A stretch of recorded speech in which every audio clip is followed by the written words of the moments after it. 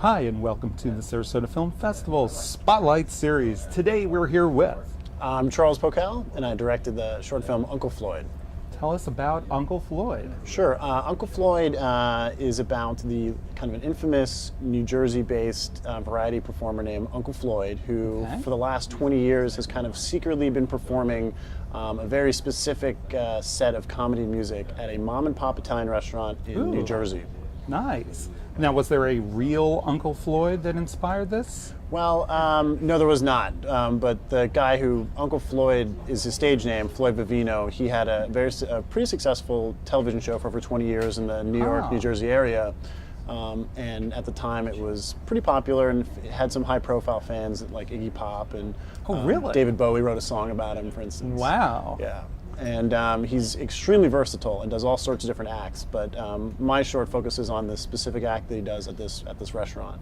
Okay. Well, we don't want to give too much away here. What kind of obstacles did you encounter in the making of this film? Well, it's a documentary short, so I feel like with all documentaries, it's not as much about obstacles, but about unknowns.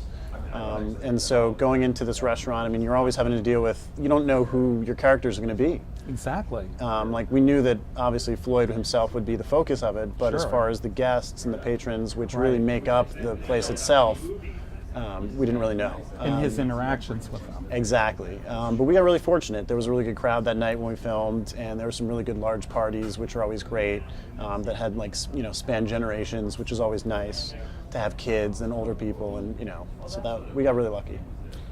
Question I ask most of our short filmmakers is, what draws you to the form of shorts? Is it that some people do them as a short proof of concept because they're looking to do a feature later? Some feel that that is the exact right length to make the statement that they want to make.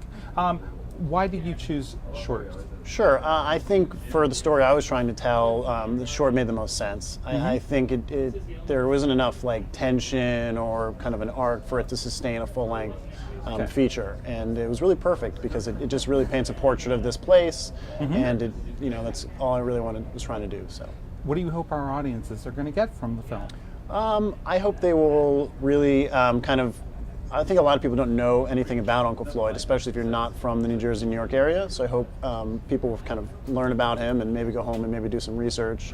Put on a Bowie song. Exactly. And then I really hope that people will kind of maybe gain a great appreciation for the types of restaurants and establishments that are kind of quickly dwindling. Yes. Fabulous. What's next for you? What's coming up? Sure. I am currently in post-production on a narrative feature that I wrote and directed. Wow, congratulations. Thank you, thank you. It's called Christmas Again, and it is a story of a Christmas tree vendor living on the sidewalks of Brooklyn, New York. Fabulous. Well, we're so honored to have you here today, and thanks for coming by. Thank you, Scott. Thanks, guys.